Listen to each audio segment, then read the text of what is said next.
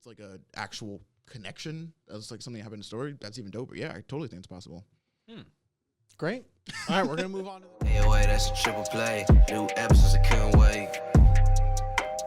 Yeah. Open your mind at the first gate. Press play, no need to debate. AOA, check me out. Look, plugged in, you can catch the hype. Golden Dawn, how we follow the light. Anime like life, married to it, my wife. What is going on, ladies and gentlemen, boys and girls, people of all ages? Welcome back to the AOA show. I'm your host, as always, Ian, along with the boys Isaiah. Oh, hi, yo. And Gavin. Oh, what is the Gucciest of shoesiest? You might not know. And today we're talking Tower God. Episodes 10 to 18, right? Of season 3, obviously. So, you guys know the drill. We had our Discord peeps shoot us some questions after our live stream. If you don't know, you got an hour after our live streams are concluded to ask whatever question you want in the TOG questions section of our Discord. 7 most upvoted questions will be displayed on our show. Sometimes, though, we try and put some different people in there. So, although some people are just whizzes with the questions, we want to give everyone a fair chance. So, don't be discouraged. And Isaiah and I sometimes, and Gavin, when he's available, will clean up some of the other questions in another video throughout the week. So, those could be any questions. Doesn't have to be the most upvoted. So, again, don't be discouraged. Ask your questions, but you have to join that Discord in order to do it. And you have to know when we live stream, which means that you have to hit us up on AOA Reacts. The link is in the description down below, and subscribe there so you don't miss any future live streams. But abs, always be subbing. Which fits perfectly with this arc, considering everyone has abs.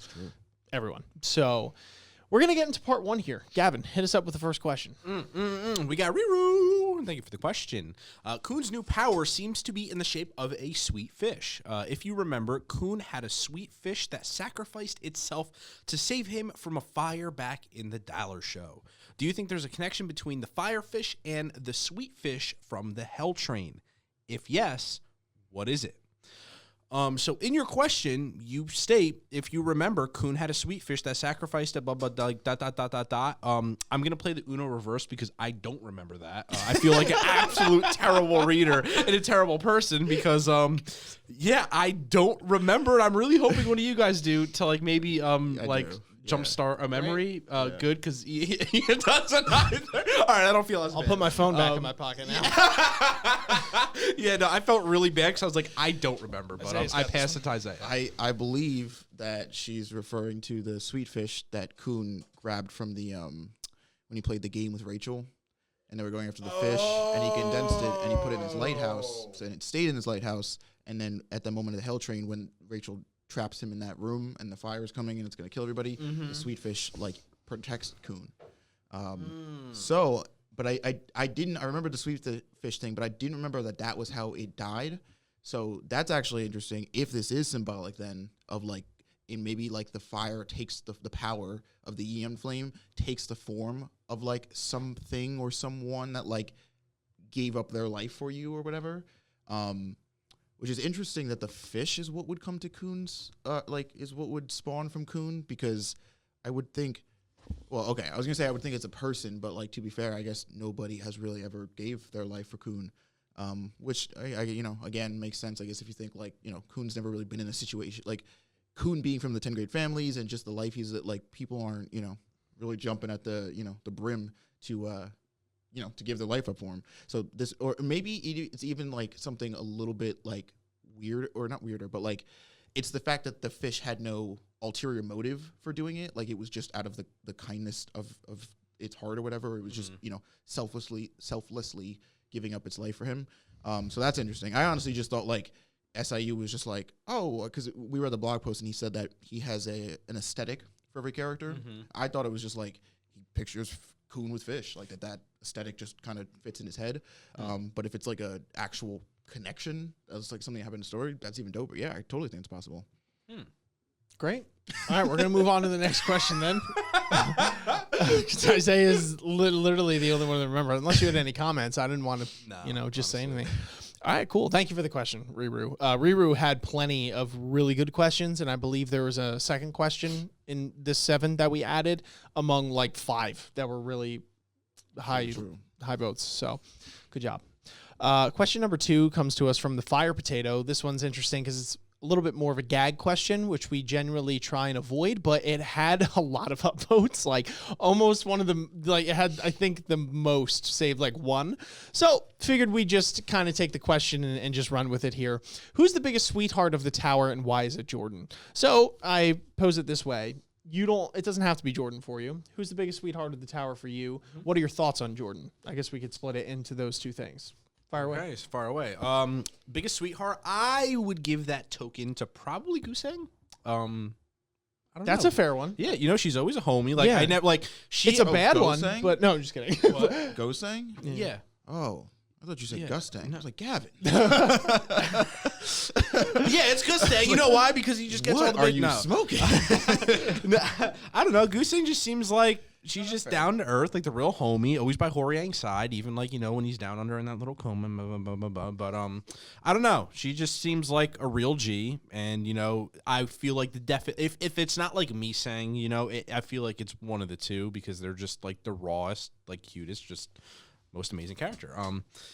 And so with Jordan, you said some thoughts on him. I like Jordan, and I'm no SIU like said something in his blog post about he's a very likable character, and I mean I got that vibe. You can't he just likes fighting and enjoys powerful people and watching them kind of flex, and it reminds me a lot of like Light from Black Clover. I know you guys can kill me over that, but yeah, I don't know. I really like that character too, and it's just pretty dope. I enjoyed it, and his aesthetic looks cool. So win-win-win.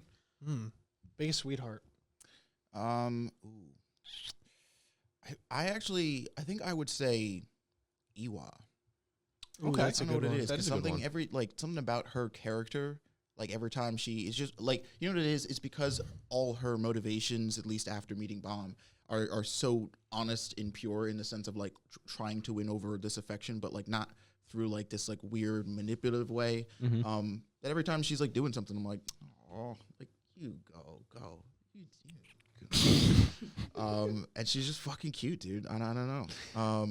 And then what do I think of Jordan? I like Jordan. I think initially I do this thing now with these arcs because I just don't know who's doing what or who's going to be alive for how long, where I kind of detach myself from characters when I first get introduced to them because I'm like, oh, haha, cool. Because I don't know, like, are you going to die next panel? Are you going to be here next week? I don't know. I didn't really know how long Jordan was going to run. I thought Bam was going to have to, like, kind of put him down. But now they're tight, so...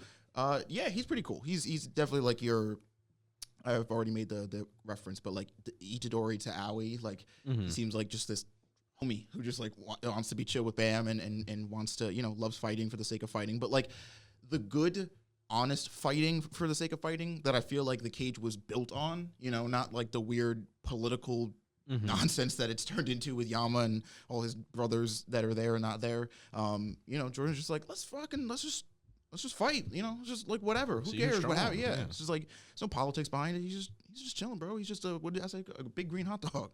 Yeah. He's just a big green hot dog. A big green hot dog. I would say one of the biggest sweethearts in the tower actually is Yurik.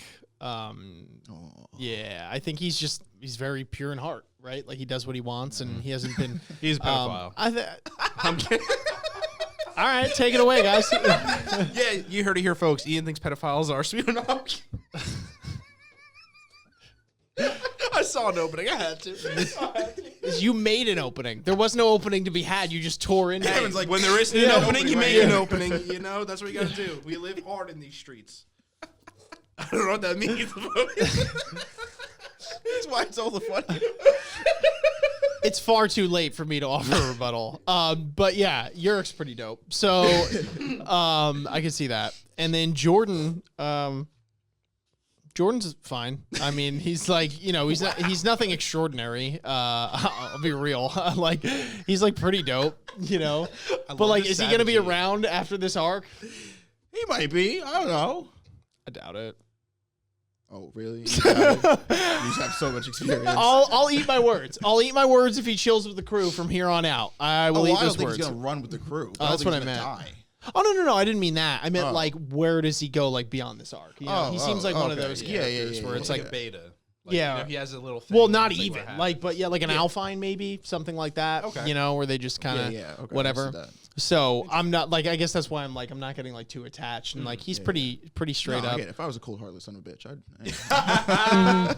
I'm running a course on villainy. Or villainy. Yeah. That's That is canon. I have a PowerPoint presentation. It's like a whole course they sign up. How to be a cold-hearted son of a bitch. I need Khun's koi fish to kind of lighten me up a little bit. No, he's pretty funny though, and he's a chill dude. I mean, it just like his swap was just so instantaneous that it was like almost jarring to me that I was like, oh, you literally just like flipped the script. Like, what was it gonna take? You know what I mean? Like that's it. You know, like Bomb's dope, but like, wow, that was like. How loyal were you to begin with? You know what I mean? Like crazy. Well, it does bring up that question though, right? Because not with Jordan, but there's plenty of other people from the cage who, whether we're talking about Gato or like who clearly like are not singing Yama's praises as much as they say they are. And so whether you're somebody who's like not trying to overthrow Yama, like Jordan, but you're not really signing on to him, or you're someone like Gato who vehemently hates him, that like Yama's empire here kind of doesn't work because it's just, you know, whether you're passive or not, it's kind of like... And he didn't even seem to be against Yama per se, so I didn't want to frame that in the wrong light. He just really... Because he's trying to wake him up now, and he's like, you can do it. It was just funny how, like, you know, the mission, I guess, for him... I don't know. I guess he kind of did his own thing. That's the I thing. don't know. Like, it's just more... I feel he's just curious. Yeah, but don't correct me. No, I'm just no, just playing. Yeah, he's just curious. He's a cool guy. But I guess I'm just trying not to get too attached because I don't know if he's going to be... relevant at all like once we get past this arc so I'm like not really holding my breath on him so like he's cool, he's got tree things, he's got Hashirama's cells. Yeah, he does. So anyway, question 3, take it away. Question 3 comes to us from Vladimir. Thank you for the question. They say, what are your thoughts on the Elder reveal? What do you think his abilities are, and what are your thoughts and predictions of the elders of the other elders given the preview? So that Elder is badass, just straight up. I absolutely loved the character design. I'm assuming he's been around. So, okay, there's the high ranker who they refer to as the blue hole, the chick. Oh, no, I thought that was him. It was him. It was him. It was him. So he's a blue hole, and that describes like an elder, but they have been so disconnected for a long period of time that like nobody knows if they're really alive or dead, and then like they may or they may not just hop into the scene. But the thing is, he had a separate title card. Like the first title card was High Ranker Blue Hole. The second title card was FUG Elder Kel Helm. There's no way that people don't know that one of the FUG elders is alive or dead because the other FUG elders know because he's one of the elders. So the mystery thing has to be for the high ranker that was with him. That's interesting. All right, you could be right, and I interpreted it that way, the way you did, but you could be right. I'm curious to get clarification on that in the comments down below if anyone has the 411 on actually that. I have it already up because I looked it up prior, and it's wait, hold on, science cornflakes. I'm just gonna say words until Gavin gets his shit together. Oh, actually, no, Isaiah. So, yes, the it looks like the high ranker that they were referring to, the blue hole, was the red-haired chick next to him, and then because then underneath that, FUG Elder Kel Helm. So yeah, no, so that's I was right. Yeah, no, you're trying to be. All right, let's not let it get to your fucking head. Okay, take it easy. All right, there's things we waste time with and things we don't. All right, that's it. That's it. I'm calling everything out you've ever said. You son of a bitch. Anyway, what were we talking about? How I was right, and I don't remember that. How the FUG Elder is pretty cool. I am assuming that high ranker is like somebody that's either works directly for him or like does a lot of missions with him or whatever. So the point there is that I get these elders have obviously been around for a while, but I wonder if they have like some sort of immortality thing, like similar to how Jihad and the 10 heads have.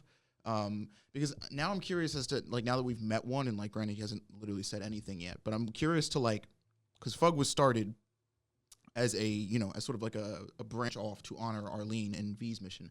So I kind of wonder what the mindset of the elders are, because these are the people who started the group, right? These are supposed to be the people who made this organization. So theoretically, of course, obviously through corruption and whatever else, it could not be true. But ideally, these are supposed to be the people who are the most attached to the original mission, right? So I wonder what his stance is here. I wonder why seems to be blocking off Han Sung and Ibon Kel, considering that at least Han Sung is a high member of FUG. So yeah, I'm definitely. I wonder like what. I'm just curious. I'm curious to like hear what his, what it is he wants, why he's here. To be honest, because we know. I mean, we know the FUG elders came to they came to the cage, but I was under the impression that like they weren't going to get involved. It was just they were sending people, people working for FUG or on behalf of FUG, to do whatever it is their agenda was. But now that like one of them is here, and it also makes me think anytime like this kind of thing happens where like just one of them shows up, it makes me wonder if he's like not defecting necessarily, but that he's got like his own agenda now separate from the other FUG elders. Well, what's also cool is he actually has like a line where he's like, I see the like route that you're trying to go down. And he's like, I'm going to put you on a different one. So it's like, is that like assuming it's Bam because that's like the, with like grooming him in a sense. And it's like, is this like a good route or is this like a bad route? His sentence or phrasing isn't like inherently a threat. You know what I mean? Like it doesn't even sound like he's like, I'm going to stop you here. It's like, I'm going to put you on the right path. But it's like, what does I don't know if that was like figuratively, like, I'm going to sit you down. You know what I mean? Like, it is the insult. I get. But that's what I mean. It could be that. It could be he is trying to help them in some weird way. Maybe he's like, he wants to help them, but he has to keep appearances with the other. Like, I don't know. There's so much mystery, like I said, just from having him here and not even, because if the other elders were here, I'm like, okay, they're on like a united front. They're all trying to get this one agenda. But like, maybe he's doing it. This is basically what Gustang's relationship with the Jihad Empire, right? They're all doing their thing, but Gustang is kind of like, yeah, I'm with you guys, but like really isn't. So I don't see why it would be, or it couldn't be any different for FUG. Yeah, no, and I think it definitely is because they like mentioned that some elders were cool with Bam and other ones weren't. So it's like just off that from what we learned like back in season 1 or whatever. Say that? Yeah. I don't think they said it was when they elders introduced are cool Karaka. with No, Bam. they introduced it with Karaka. I'm talking way back. It was more just like some elders were unhappy with the thought of like Bam. They didn't think he had it in him, to take on Jihad, and some elders were. I remember that, but I don't remember the part where they said some elders are with him. I just remember that conversation being that Karaka basically is like Jin Sung, the elders don't approve of this, and then Jin Sung was like, suck a popsicle. Well, that's what I'm getting. It's they might not be backing him, but they don't like some approve of it and some don't approve of it. So that tells you, right? Like it doesn't. That's not blanket stating every elder is against the thought of Bam doing this. Like it implies that there is some with it and some against it. And it's like see how it fleshes out. You know what I'm saying? It doesn't mean that they're, helping Bam get up there, but they're willing to like kind of sit back, sip some tea and be like, let's see where this kid goes. And other FUG elders are like, no, like I don't want to put any of my eggs in his basket. I want to go to XYZ person. At least that's how I interpret it. I could be wrong. Yeah. But I'll just continue with the question with his reveal on the elder. And I think it's cool. I'm assuming his abilities are going to be curtailed around the bow and arrow that, he's holding in arrows that he has on his back. And the fact that it seems like he's blind because, he has that cool eye pattern effect and no pupils with just the white shade. So, and everyone knows, all blind people's weapon of choice is weapons that you have to be incredibly precise with. Right. Usually your eyeballs. Yeah, that always happens, bro. Yeah. In anime and everything. It's like, you're blind. What's your weapon of choice? This bow and arrow or sniper. Like any sort of gun. It's like, why? I get it, bro. I don't know. They got to prove a point. But I'm curious because I'm assuming, again, that his arrows are going to be infused with Shinsu. So I'm wondering what abilities they're going to give his arrows. If it's going to be some like Guardians of the Galaxy where like he whistles and like, they direct and go and like, have like honing missiles or some crap like that. I feel like you want it to be that. I do because that was honestly my favorite like ability in that whole movie. We got to the movie. I can't disagree. No, it's a pretty sweet ability. It is a pretty sweet ability. So I'm curious to what effect, he's going to have on the arrows and what like, Shinsu traits they're going to have and things like that. So really cool. His drip was fire. So that also gets a brownie point. Drip was fire. And what do you think is, your thoughts and predictions of other elders given in the preview? Yeah, I mean, I kind of already went on that prior, so I won't go too crazy on it. I feel like some are going to be, cool. Some aren't going to be cool. And I'm assuming that they're going to have inner like conflict between each other. So I'm curious. FUG's if a there's mess, gonna be dog. like, That's it. Imagine if there's like an elder fight, like a war, like literally just nuclear level. Like they're just like FUG is a bombing each other. freaking mess, bro. I feel like no one is on the same page, like at all. There's Of course not. Yeah. I don't know how this organization why the gets conflict is literally the way it anything is. done ever, and I don't know how they're going to solve. don't. They haven't. That's the thing. Yeah, I get fair enough.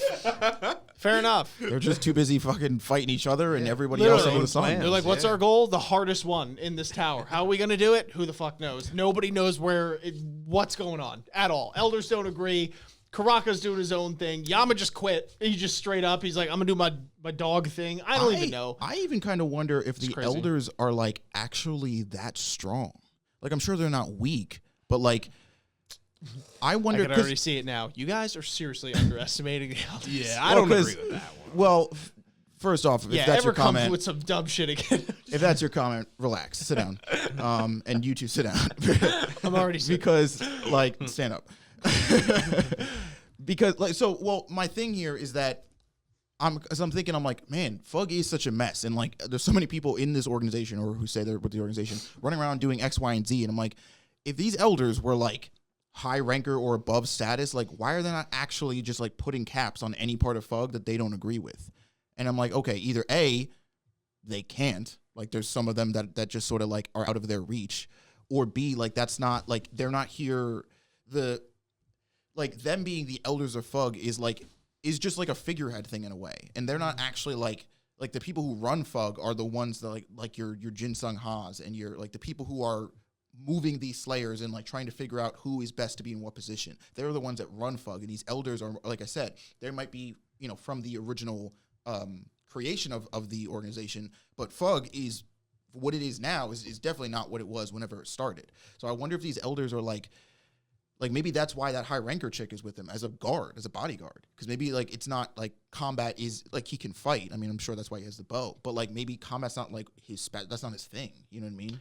I mean that, or I might be diluting a bit of the history here, but I'm wondering if at some point they were on the same page, and say you have an irregular like Yurik, you know, who's coming after Jihad, and maybe they were united at some point, but seeing that like an irregular like Yurik couldn't dethrone Jihad and kill him, it might have made them, you know, disheartening in some ways to put all their eggs in, you know, irregulars, or trying to groom, you know, people like Karaka or such who were more in-house, and they're like, okay, well, we tried the irregular game, obviously that didn't work, we didn't kill Jihad, so we got to start looking at different routes and avenues. Yurik never tried to kill Jihad, though. Well, he fought Jihad like at some point. I don't think he fought Jihad, dog. Didn't? Yurik never I don't fought think Jihad. so. No, it was Fantanium that smacked all of his guards around. I thought Yurik tried at some point. Yurik came into the tower looking for Fantanium, but couldn't find him, and at that point started looking for ways to just get out the tower. I could have sworn he tried to I think he was offered like the chance to go fight Jihad, but refused. I don't think he ever actually fought Jihad. Yeah. Bottom line is that they are incredibly lucky that they have bomb here, and that bomb now, I guess, his goals align with theirs, because if it wasn't for that, this organization is just all over the freaking place. They are so damn I fractured. mean, the elders are lucky? FUG in general. Anyone who's like supporting that goal is damn lucky. That bomb is like also, you know, doing that. They're just freaking scattered, bro. It's crazy. My thoughts on the Elder reveal, because I want to get those across. I love his aesthetic. I think it's really cool. It has this, what are the mythical creatures that have the horns and like not that he has them, but they have like the hooves down below, but they're like centaurs, but they're not exactly. You know what I'm talking? Like they're not a horse body, but it's like you know what I'm talking about? And they have like not like cherubim. That's like the ones that shoot you with the arrow but make you fall in love, right? I don't know. There's like Isn't that Cupid? That's Cupid. Yeah. Oh.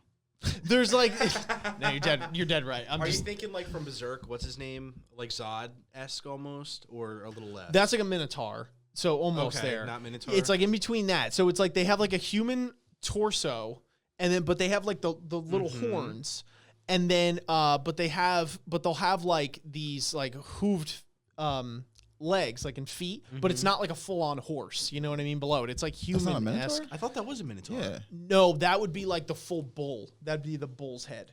They have a it's like a human head? But it has it's like a human. They have little horns. Somebody clarify that. Minotaur. Yeah. Yeah, damn. Son of a bitch. I could think about this forever, but somebody clarify that, please, in comments down below. Anyway, that's what it reminded me of, because they have bow and arrows and shit. Or if they don't, they do now. So, because I'm kind of over it. So, I do like his aesthetic, though. I think it's really dope. And I think he's got to be pretty damn powerful. Although, you know, I was proved wrong with the whole, I was saying this during the live stream, but I was informed from comments because we were talking about Yama last week's discussion, and his potential fight with Bomb or something like that, and I was comparing him to potentially a family head because I was like, well, if he's a Slayer, I thought their job was to go fight the family heads, right? Like that's why they have 1 per 1. But I was informed that that is not the case and that the family heads are like leagues more powerful than them. And so we were asking today, chat, and we're like, what's the deal with that? Or at least I was. I'm like, what the hell's the point of making these Slayers? And it seemed to be either more of a title thing where it's like we just kind of like to give a big old FU to Jihad and like that whole organization, like we have it to like match that, or a combination of that and the fact that they believe that the Slayers are people that are capable at some point of fighting them. Like that they have the potential to do so, but they're just like not even close yet. So it kind of threw my whole perception of that off. But I have a point in saying all this in that you could be right in that it might just be a title. But to piggyback off that, I think that they have to be probably pretty powerful in the sense that even if it just is a title, I feel like to get the title to begin with, like you have to kind of fill the shoes of that a little bit. So I feel like, I don't know if they're as powerful as Slayers per se, but I think that the elders are probably pretty powerful. I would assume. Could be wrong. It's like I definitely think they're strong. You know what I mean? They're probably up there like with some like rankers, high rankers, but like I don't know. There is no stipulation like you've got to be at this power level to be an elder because that's a made up position technically, right? Like they made this organization. The only thing that they had to do to get that position was exist because they started the group. So like theoretically, they don't have to be at a certain power level. And it's interesting because he makes a point to say that it's hard to rank some of the ones that are. No, that's the blue people. I got that whole thing. So let's move to the next question because I'm kind of over this one. It was a great question, Vladimir. Thank you for it. Seriously. Okay, so we got question 4 by Irene Sharda. Thank you for the question. Remember that Ghost was originally a tool and weapon that Hedon gave Rachel in Season 1, and Hedon does know about Bam and was the one to send him to Hansung, which set all of this in motion. Now Ghost is back, and he is talking to Bam and telling him that he must become stronger in order to fight Jihad. What do you think is going on? Is this all Hedon's doing? So very, very, very interesting. Hedon's pulling all the strings, confirmed. Pulling all the strings, confirmed. Yeah. So, yeah. So Ghost for me has seemed kind of like almost this.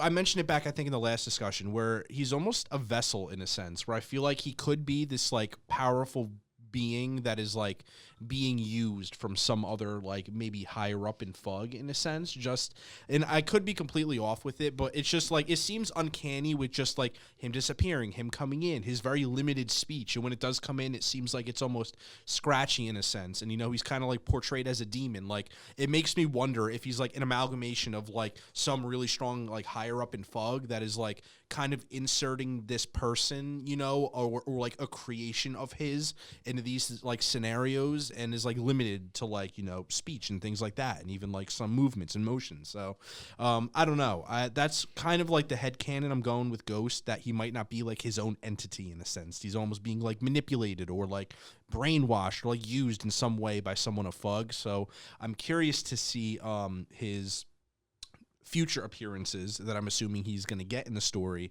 And obviously it seems like it is somewhat backing Bam in regards to, if he says something like you need to get stronger to fight Jihad, that he might like he's throwing the ball in Bam's court a little bit in terms of, seeing his growth and potential. So very curious. And I'm wondering to see who's above him and also pulling those strings because, if I don't know. I really don't know what to say after that, but yeah, very curious. Yeah, Ghost is someone that I've been very intrigued by since the introduction of him in the anime, which we watched before reading the manhwa. And then it really piqued my interest in the manhwa, knowing that they took a slightly different direction with him in the manhwa, like where he is and his role slightly, and how he disappears, that it's not just because Rachel gets stabbed necessarily. It's not, not that, although it could be. They just never confirm it. Point is that this is a character that's completely shrouded in mystery, and this only added to it. This is a character that's there, dips, out of nowhere, right? Yeah. Seems to be the strongest person in that area. And like in almost a regular power. And yeah, you're just like, ridiculous. Yeah, they don't even know if he's an irregular. It's like alluded to. He doesn't show up for a full season and a half. And now all of a sudden he's just here. And he's, going toe-to-toe, per se, with Bomb. You might call it that. Maybe not. But, and then just he's like, oh, you're not strong enough yet. Dips again. It's like, who the is this guy, bro? Like, that is really, to me, one of the most intriguing questions. I want to know who the hell that is. Or at least who's pulling those strings.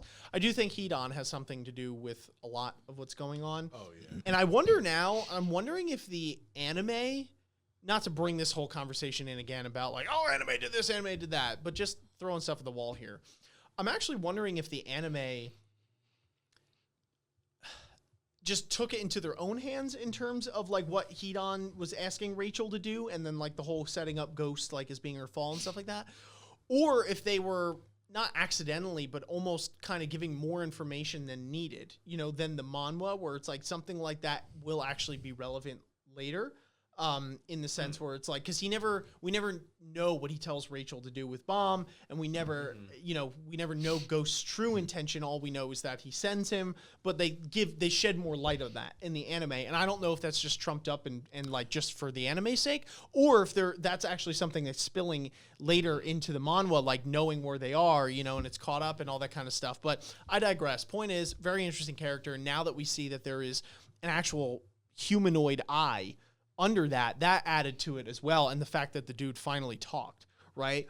Who is inside this shell? I think you're right in the sense that I think the ghost form, I think that's a shell. I think there's like something a Sasori from Naruto or something of that. Yeah. Like there's something within it, right? Where it just like, and it's like covers the eyes and stuff like that. Literally, I think there's like things in it. And I was wondering too if there are multiple of them. If it's like the goat, it's like almost a suit of armor, right? Like that's their MO type thing. Because we were talking about the first season one, how he was a spear bearer, which they bring up. Even Bomb is like, what'd you just switch roles, right? And the fact that he's really proficient in the Shinsu, but not only that, he is like frickin-normous in the first season. I know I joke around a lot about that, but I do think it plays a role in this. And I know SIU in his blog post said that sometimes he'll scale it differently, but like this one they were like virtually this, he was way smaller. And I think that might be relevant. And also his attire, what he was wearing, like almost like this boot style, and he was like quicker. You know what I'm saying? Whereas in the first season, he's like this gargantuan dude that made Rack look like a midget in his big form, right? So like, and is a spear bearer. So I'm wondering if there are like multiple of those things, right? And it's like different spirits, people inhabit them, and like you know what I mean? Like there's a squad, there's one for each position, right? Like there's a spear bearer, there's a wave controller, whatever. Well, if that was the case, if there was multiple of them, it would kind of play into the whole like thing that you're talking about with the anime, where they were very quick to kind of get rid of him in that scenario with Rachel, and it's like, oh, maybe because they know that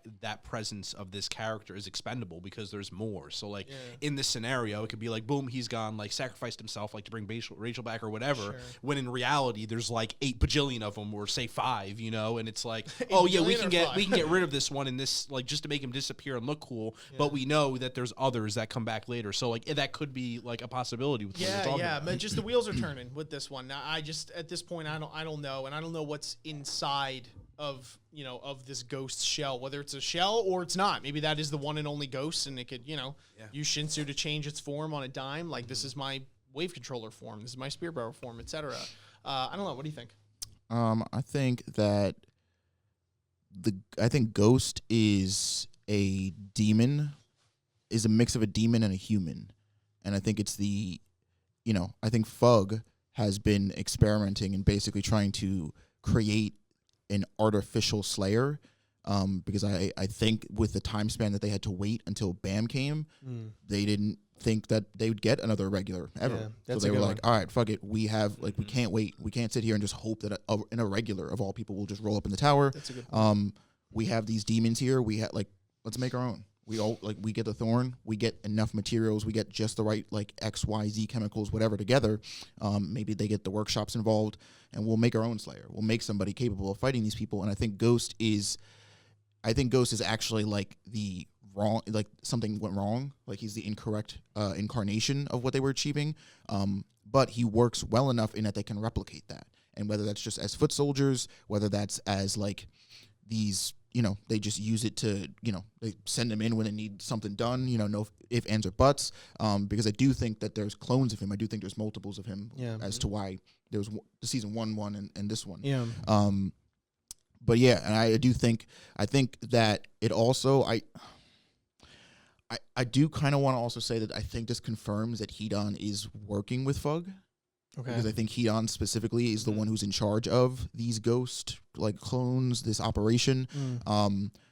And so I would say that this, at least for me, confirms that Hedon is at least working with FUG. I don't know to what capacity, but yeah. So I actually pose a question because I do think it's very valid what you say, but with the initial iteration, I guess, of the creation of him, and the fact that if FUG was toying with this power and trying to create something, capable of filling their desires, would they, in a sense, be dancing with the devil? Because say they created an entity that was more powerful. I mean, it would literally have to be more powerful than them, the creators. So that poses a very big risk because say this being that they create has become sentient, has its own ideas and thoughts, and doesn't align with what FUG has, it could really turn bad fast for him. So I was wondering, if that was a plausible thing that they would go down, knowing the inherent risk that could lead if they created said powerful ability, and maybe that's what led to, that nerf state where, as you said, he might have failed in a sense, or is there a purpose behind that failing? Was it out of scale? Were they scared of it? I don't know. It's really toying with that idea and what would happen if they did successfully create this, ghost person or being that suddenly had all the power in the world and turn against them. And if that could be I think FUG definitely isn't beneath playing with fire if they have to, because they seem very one-track minded in this. I know I said they were so disjointed before, but to be fair, I think majority of them, although they have their small splintered groups and they have different ideals within those, they all want jihad out, right? So maybe that. I was also thinking too, to piggyback off of your thing, I'm wondering if they did create him, which could be a valid theory for sure, that maybe it is for Bomb's sake specifically. It's almost like a gauge to go up the tower with Bomb. You know what I mean? Where it's if you to test where Bomb is in that moment, so they can keep tabs on if it's working because they have other people there. The only reason I think that is because he's because you think about it. Oh, hang on. Let me interject the other part, and then it'll make more sense what I'm about to say. I also think too, if that theory holds up. Because Bomb was saying, "Oh, just like me," right? He was saying, or something like that. He said along the lines of when he was regenerating, or when he had just like the demon inside, the demon thing inside of him, he sensed it and it was similar, right, to what he had going down. I'm wondering if. Well, whatever that entity is, if it's something like that, an administrator, or maybe a prior irregular, maybe they got the DNA. I know this might be a stretch, but if they got the DNA of someone like Fantanium or Enryu or an administrator that's up there, and could fight Jihad or whoever, someone who knows, because the thing is that it seems matter of fact that Ghost says you're not strong, you're strong, but you're not yet. How do you know that? How do you know exactly what power level I need to fight Jihad? I feel like someone who knows Jihad, pretty well in terms of his fighting ability, maybe either has fought him before or seen people fight him. A lot of these FUG members, for as badass as they are, as far as I know, have never even touched Jihad. It's not, they're it's been a far cry. And I might just be pulling it out of my butt there, but the point stands that I feel for you to say so matter of factly, you're strong, but you got to be stronger. Maybe I'm overreaching. Maybe he's just saying that, but I feel like that person would have, or that entity or whatever would have to have some knowledge on who Jihad was, so that, to my point, maybe is, because Bomb's infused with something. If that thing's infused with something, it's maybe that, where they create that to be the alternative to Bomb. They send them up the tower at the same time and be which one does better, or it's for Bomb, let's test his ability, or somebody just got impatient and did that. I don't know. Or what if it's the person that fought Jihad, which I was corrected before was Fantanium, and like what if this is like a version of him himself, or like a diluted, say like piece of him that maybe gone missing that was like injected with some like medical means, like because that would theoretically be the only person who would be able to properly gauge Jihad's power, and he can be referring to it in two ways. One, he actually fought him, which would allude to. Imagine if Ghost was Fantanium. That'd be insane. Same Ghost, Phantom? Or he's gauging it in the sense of, I know I can't beat Jihad in my current state and I'm strong. And just the fact that, like, I'm kind of basing your strength off of the power I know I have. And it's like, if I can take this like a G and be fine, like, you're nowhere near, like, the strength that you need to fight Jihad. So I feel like it can be taken in both senses. So the only other person, or the only other scenario that I see is that Ghost essentially at this point is just a mouthpiece for Hedon, and Hedon is the one that is assessing Bam's strength. And it's not Ghost, and Ghost isn't necessarily another person or another irregular who has like fought Jihad or knows him, but it's Hedon. I mean, I can't think of anybody else that could judge Jihad's strength and somebody to face him other than Hedon. Which I do agree with you. And if that theory that I said before stands, this is all Hedon's way of making sure that Bam is prepared to fight Jihad and has the necessary tools. And yeah, I do think it was a pretty risky bet, but like you were saying, number one, I think again, if they were in this mindset, like desperation is a slippery slope, right? Like if they thought this was it, there was no other option. Like what do they have to lose? It's either make something like Ghost, and maybe he turns out to be a perfect slayer, maybe he kills all of us, but like it's that, or Jihad eventually just comes down here and does it himself, So I think that they were definitely willing to take this risk, but I do think that whatever Ghost is, whether he's more demon than person, whatever, that he was like FUG's artificial attempt at making what Bam essentially is. Yeah, interesting stuff. That was a great question, by the way. Cool. Irene Charter, thank you for that. Did anybody have anything else on that? Okay. I'll move to the next one then. From Same Name, Mate. So Gavin said it. Same Name, Mate says, coming in again with a question about an ever-long stretching plot point of the Ladle. Who do you guys think Madarako wants to wake up? And why does he need the Ladle? Where is Seto Kaiba, the Slayer? I don't know, bro. There's like 48 different factions in FUG, that's at minimum. So it's like maybe Madarako, like it's like this weird food chain thing where it's like Karaka doesn't believe in Bomb's ability to do it. And then, Yama's like, you're a bitch. And then, I don't want top dog. And then Madarako is above that. And it's like, well, actually, none of you guys are capable of doing that. So I'm going to have Yama's brother kill him. And then that'll awaken the one who I give a shit about, which will then eliminate them. And then I get the Ladle to unlock Giga Slayer. You know what I mean? Like whatever the freaking evolution is, like up the chain. I feel like there's a lot of that going on where there's a lot of distrust about anyone who isn't already at like an insane power level. And it's like anytime somebody's like, just wait, he'll grow. Just wait. Everyone's like, I don't like waiting. I want to get whoever the hell unlocks some crazy shit. But I don't know. Those are surface level thoughts. I don't know if you had anything. So this one is tough for me just because, like the question says, it's such a long, stretching plot point that like sometimes I just straight be forgetting that this thing is a thing. Yeah, that the Ladle is a thing and people care about it or want it, and then like it came up in these chapters like, oh yeah, they want that. So I don't really know, okay. I mean, obviously nobody knows.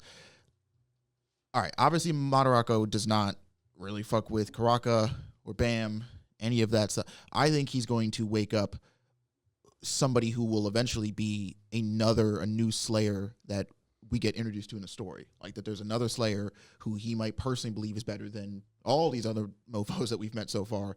And he's like, no, I'm sorry, but none of y'all cut it. Let me just go ahead and grab the Ladle so I can go get my homeboy who's like actually the bee's knees. Which is the only thing I could think of, because even if it's like, because then otherwise why would he be willing to go against?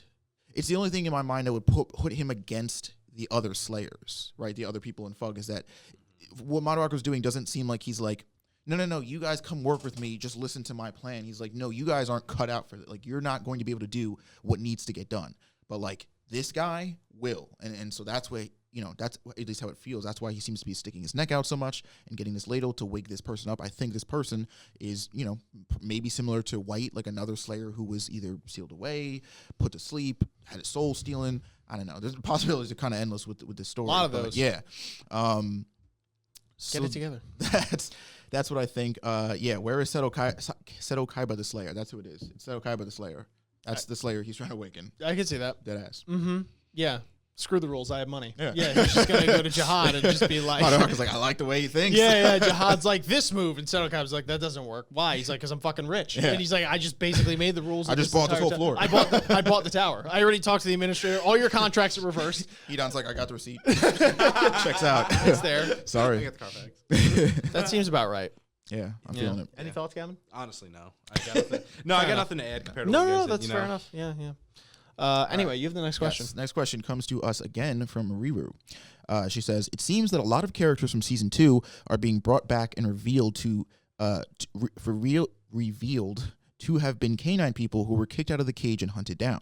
What are your thoughts on the surprise backstory for characters like Chang, Mad Dog, and possibly Naya, who had canine ears? How does this change your perception of them? So that was actually a good point, because I remember in our Discord she posted a picture of Naya, and I had totally forgot that he had what do very much look like canine ears. Me too. So yeah, that's And crazy. Who's Chang again? He was the one who got You're iced. upset about. Yeah, with quadruplets. I love it. That was good. There's a lot of characters in this show, and to be fair, they killed him in a split second. So I forgot his name. Yeah, He's deaded. Yeah, so it is definitely really cool, because that shows us that even way far back as Naya, which was literally like beginning of season 2, this was a thing. Like this, that's how far back he wanted this idea to be planted in your head. I think it works because you don't really make Naya is the only person that you see. Like you could just kind of write it off as a character design. You're like, he's a quirky little kid. He's got some weird thing on his head or whatever. And then you meet Chang, who doesn't actually look like the typical canine person. So why would you even assume he's a canine person?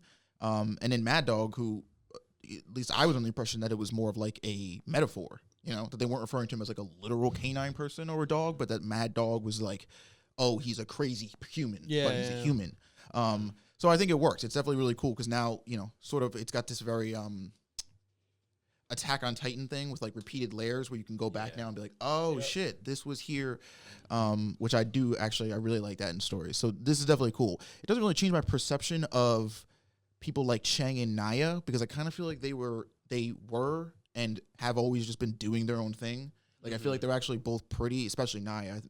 Chang, sure enough, you could probably make an argument that being that he's here, a part of this, he was a little bit more attached to it, but that they're both kind of just like, they had been kicked out and growing up outside the tower. Like they just kind of have been doing their own thing for so long that like whatever their life was is what it was. There was no like, long lusting after getting back to the cage or whatever. But Mad Dog, it does, not like change my notion of his character, but it does make me think now, going back to when we meet him, I kind of thought that he was going to be like this right-hand man of FUG. Or that he worked, because when we met him, they referred to him as the Mad Dog Baragov, who works for Yama or with Yama. Like Yama's name is brought up all the way back then. I thought though that it was like Yama is this Slayer who's incredibly loyal to FUG, and therefore Mad Dog is loyal to FUG because he's connected to Yama. But now going back, it's like this whole him being connected to Yama. It's really like it's more about like the cage and the canine species as a people, and like doesn't actually really have a whole lot to do with FUG, which is just interesting because it changes, at least for me, his perception as far as like why he wanted to do things and what he was up to and what he was doing. But yeah, it's definitely interesting. Honestly, I think you hit on a lot of points here. It doesn't really change it does change that's a lie. It changes my perception in the way that you said, specifically with Mad Dog. Because we talked about this off camera last week when we initially started reading this, and I was lamenting my concerns about the dog ear aesthetic. Because it sucks. I was saying though that this is something I brought up. I said I was under the impression that Mad Dog, like you said, was that was a, it was like an analogy or a metaphor, like for someone who is just, they can scrap, right? Like this person's nuts. They're batshit. Like they'll go in there and they will fight. They will beat your ass or get their ass beaten, but they're going in, they're going ham, So it literally really threw me off when it was like, oh no, like they literally have dog ears and like these are dog people, like blew the lid off of what I was thinking. I was like, that's not what I thought at all. Especially since they hide it with Mad Dog as well. And obviously you're not looking for the dog ears now that it's like a whole thing. So in that sense, it changed my perspective for sure, or my perception of them. I mean, not just personal opinion, hot take, not for the better, but I kind of like the metaphorical version of it personally. But I mean, we're here, so I'm not going to, stew on that one. But yeah, no, I think it's interesting now that these people, I guess, were, hunted down by that, which means that Naya had a target on him by more folks than just one. Yeah. And so don't feel too bad, it was going to happen tonight. I'm just Wow. Damn. I'm just playing. No. I don't know. It's interesting. Gavin, what do you think? I think you're eating those noodles cold and that chicken cold, man, bro. Dude, that's not poor guy. No, no, I do agree with you and Isaiah with, the really perception change is kind of Mad Dog. Kind of going back though, Isaiah went over it a little bit. I like how it adds that extra layer. It's like when you, like if you were to do a reread through of Tower of God, it's like little Easter eggs that he planted along the way, and you just always have to appreciate authors that actually take the time to do that and do it well, and in ways that doesn't feel shoehorned or really just kind of like off the cuff. And that's perspective. It's really just, some people may feel it is, some people it isn't, but I thought it was really cool because when I saw Naya's name on here again in the question, and it kind of sparked that memory. I was like, oh yeah, he did have dog ears. And it like makes you think and go back and like relive those events in your head. And as right or wrong or convoluted as they may be, depending on how it changes as you read the story, it's just nice to be able to get that jolt back in time and like go through it. And that really just tells you that a story is, fleshed out very well and thought through very well. So kudos to it. I'm all about it. Anybody else got anything to say? Am I the last one on the question? Yes, sir. I am, by our boy Vladimir. Thank you for the question. What do you think is the relationship between Yama, Paul, and their eldest brother, Doom? Do you think the story will progress with them? What are your predictions and or what foreshadowing have you noticed? So, I am going to take it that their relationship isn't the best, especially with Yama. Paul and Doom might be another story. I mean, we kind of don't know. Obviously, Paul is going, to wake up Doom or like kind of, do the whole heart exchange with Dang Dang. So that is going on.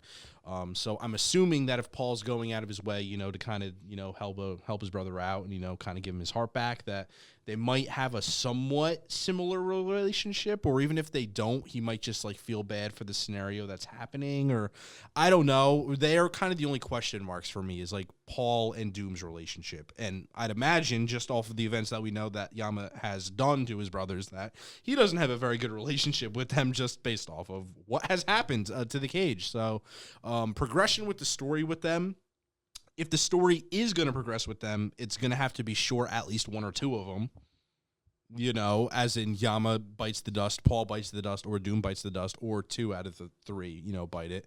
I don't think it really can progress with all of them because it'd be weird if they kind of just like, if Doom wakes up, they kind of all just like, kiss, hug, have a happy, good life together. Like that just doesn't seem like reality. And I mean, that's if Doom even wakes up. Like normal brothers don't even do that. Yeah, let alone dog people who kill each other for fun. I don't know. They fucking sniff their asses and shit. I don't know how dogs work. They just wake up and they're like, what do you got under there? I got some fucking cheese. I don't know. I'm just going.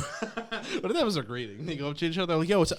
And they just like get some tail. But either way, I guess I'm curious if Doom actually gets woken up. Or not woken up, but like if obviously he needs Dang Dang's heart, in some weird way. So I'm kind of running with that.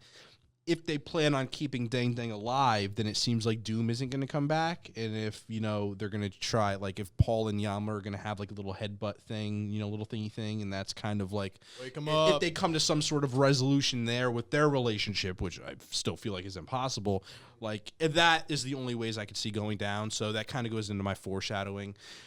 I don't know. It really just... For me, it runs off of if Doom is able to be saved in some way, and I feel like they won't kill Dang Dang, although I could be completely wrong. It just feels, I don't know. I'm getting this weird feeling that they're not going to take his heart out. So with that, unless some other weird way Doom is able to wake up, he's not. He's done. So it's just Yama and Paul. They need to resolve their shit. And I feel like Yama isn't going to stay the figurehead that he is. I do feel like there is going to be like a rattling in some sort in the cage, whether that's from Paul or everyone or just a coup after everybody finding out the correct information of what's going on. So I do think that like the dynamic of this cage and, whatever society they have built up is going to go through a change and shift in some way, whether Paul or Yama are going to be, or Doom are going to be the heads of said, new revolution. I kind of don't think any of them are in a weird way. And I don't know why I'm getting this weird feeling. But yeah, I'm very curious. I could be completely off the mark, but I don't know. That's why we're doing predictions and foreshadowing. Just kind of throwing shit at the wall and seeing if it sticks. Cool. So Yama obviously not cool with either of his brothers because he locked one up and forced one out. So that shit don't end well. I think I could see some shit where like Yama ends up either getting cast out himself or voluntarily leaving the cage, and maybe that's how he'll end up. Because I feel like Yama's the one that they're propping up to be the character that we know past this arc. So that's probably what's going to be the thing where it's like, oh, all right, I'll go with you guys. And it's like, oh, we weren't really asking you. Okay, sure, yeah, hop on. Because like now you got to live with that thing. But you imagine how much he eats? Yeah. Jeez. And if he sleeps, you just can't wake him up unless you're prepared to fight him.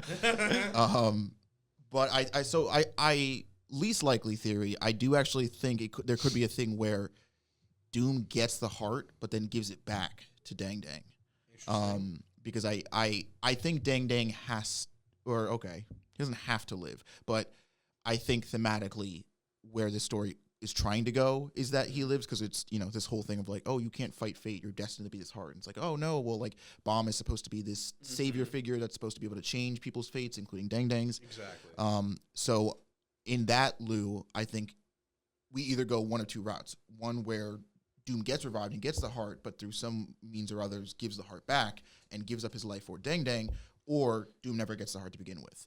And whether that's Khun and company intervene or I don't know, whatever.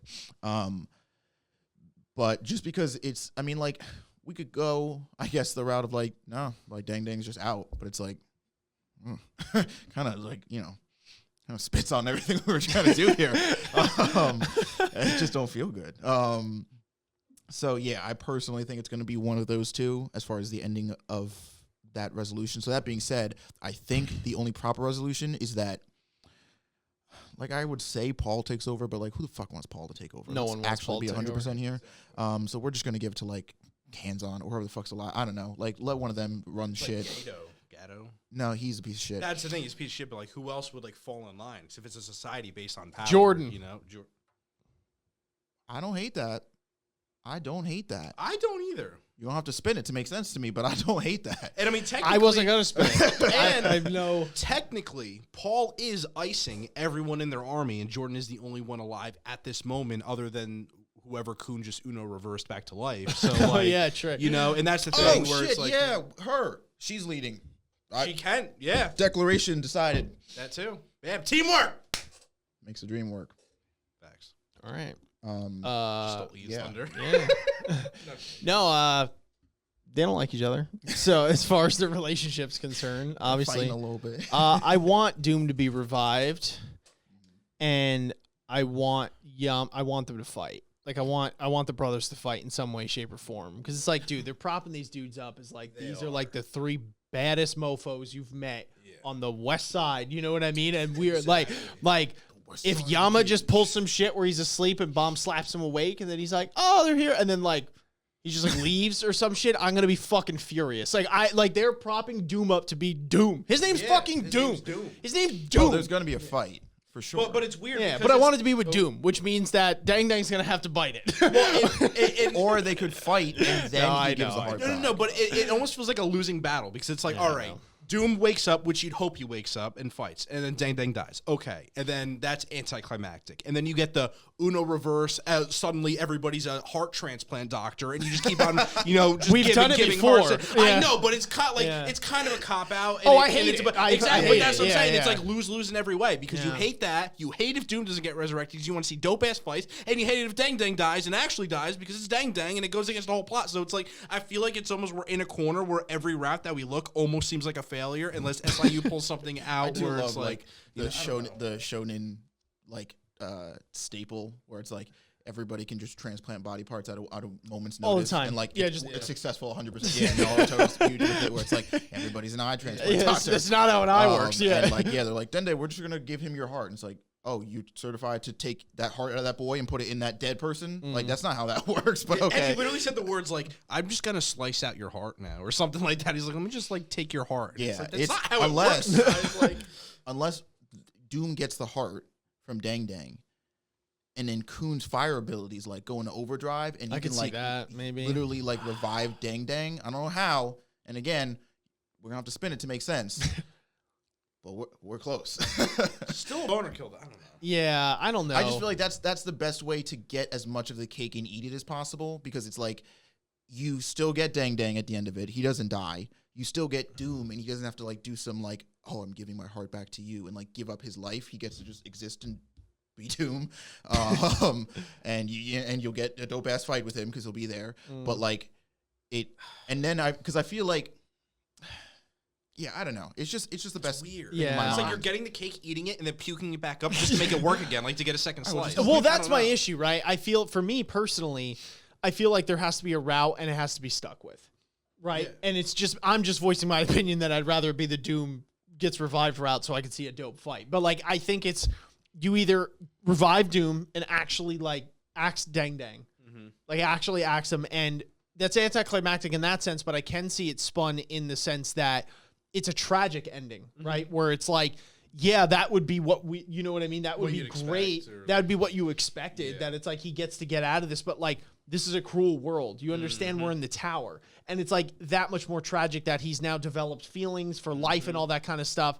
And that there are just some miserable people out there, you know what I mean, that want to extract that. I don't think they're going to go that route, but I'm just saying, just to give examples here, they can go that route, the dark route. And then they revive, it'd be badass. And then they revive Doom, and there's some like crazy fights and shit.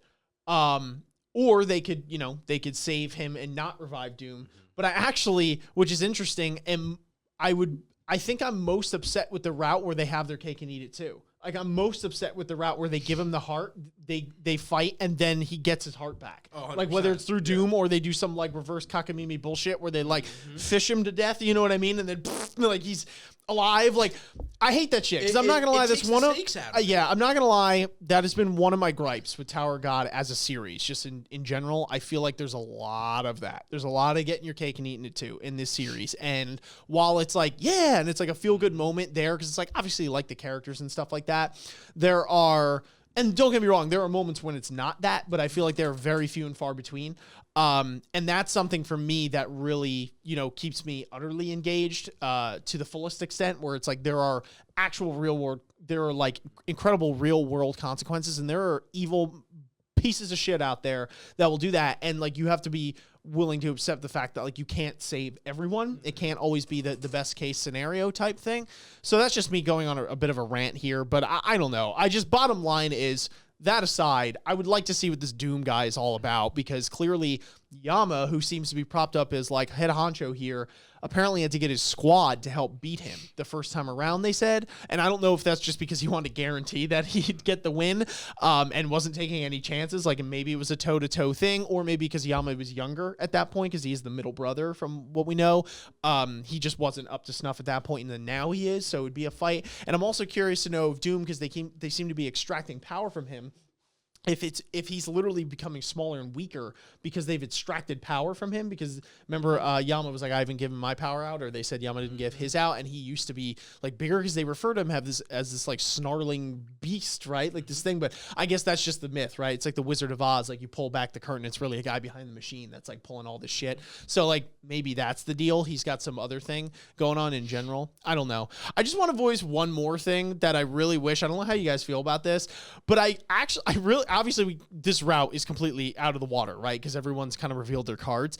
But I really wanted to see what that game was going to be, where they have to like steal the Fang from like the actual arena, where they like put Dang Dang in, and it was like going to be this fight where they had to like steal the Fang and whatever. And like I didn't know if the route was going to be during the game. There's going to be some background shit going on. You know what I mean? Where it's like we have to kind of like screw around with how the game works and all that kind of stuff.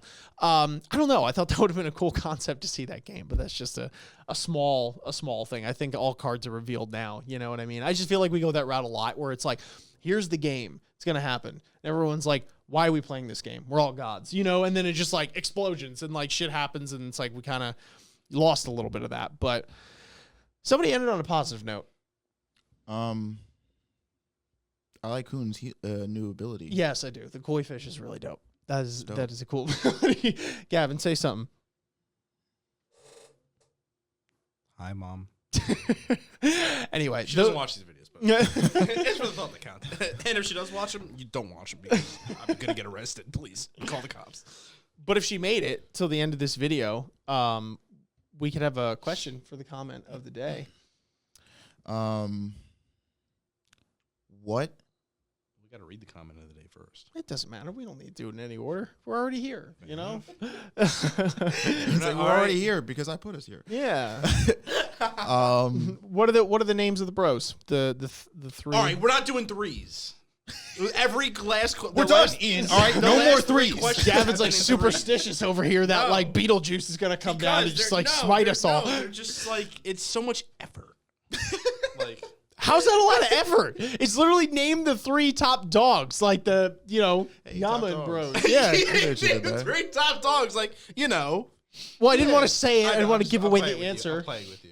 Paul Doom. But yeah, so if you made it till the end of the video, comment your thoughts, Gavin's mom, and we might just read your comment in the next video. We actually have our comment of the day, Gavin, if you'd like to read it. Oh, why? Thank you, because I'm looking out for you, my boy Darian Donaldson. Didn't even memorize his name. Unreal. You're lucky I can't say this on camera. What to do to you? All right. I like the long hair. Don't care. Look on Bam. And sir, you are 100% correct because Viol long hair Bam is the only correct Bam, and these two can suck it because they know they're wrong. It's okay. It's a cruel, cruel world led by a cruel Viol with some fire flowy hair. Gavin, go to your room. Your style. I'm in my room. Go to your room with your glass of milk and turn your nightlight off. Okay, go to bed. Who just drink? Also, that comment does not specifically say that like Viol's long hair, just long hair. Literally long hair. Which could also apply to season 3 Bam. No, it also it applies to Viol. My boy, Darren Donaldson, we're reading your reply again. I don't care. You go in the comments and specify that you're talking about my boy Viol so I can run it through the gutter. Is called a reach. I will go to your house and take down your gutters in your house. Darian, I need you, boy. Help Gavin, me. take your sippy cup and go upstairs, okay? I got you. Sippy. I almost broke that mug, bro. We're crazy. Y'all are wild. Anyway, thank you for commenting. Yes. By the way, if anyone was curious, we asked what your favorite hairstyle bombs was, being that was a hot button topic if you couldn't tell already. But anyway, also big shout out to our patrons, especially our Acolytes of Anime, Stoic, and Nathan. Love all of our patrons from the bottom of our hearts and all of our fans that let us do what we do. Couldn't do it without you guys. And Gavin is just being an idiot. Beyond that, make sure you guys are liking this video. If you enjoyed it, you're subscribing to the channel, hitting that bell if you are new here. Or if you're a veteran and you don't have that bell ticked already. I don't know what the hell you're doing, but let's grow up, okay? All right, let's do that. So hit that up and comment your thoughts down below. What did you think of today's discussion? The questions posed, would you have answered them differently? Was there anything that we might have glossed over or missed? Obviously, without spoiling anything, we are very close to being caught up. So We don't need the whole 411 on like what everyone's going to be doing in the next 50 chapters because we're going to get there before you know it anyway. So let us theorize. Let us go a little crazy. Kill you. Yeah, let's go a little crazy with the predictions. Won't do that. And like I said, AOA Reacts. Hit that up. Link is in the description down below so you can catch all of our live read-throughs of Tower of God and any other reactions that we might have. At the time of recording, Attack on Titan's coming out tomorrow, but when this video comes out, Attack on Titan would already be out. So if you're an Attack on Titan fan, that's another thing that you can watch on there, along with Haikyuu. And Just plugging the whole week's worth of video. no, I like Attack on Titan. I want people to like it too. So Give him a round of applause. thank you. Yeah, watch Attack on Titan. That was my plug. All right. Anyway, you get to do it with Haikyuu all the time. All right. I'm there with you though. What are you saying right now? I don't even know. I'm drunk, and I don't even drink, okay? It is far too late. And this is what happens when we do too much of a workload, one thing. Pet Rack's head. All right, we're going to head out. Thank you very much for watching and listening. Love y'all, and we will catch y'all on the flip. Peace. Later.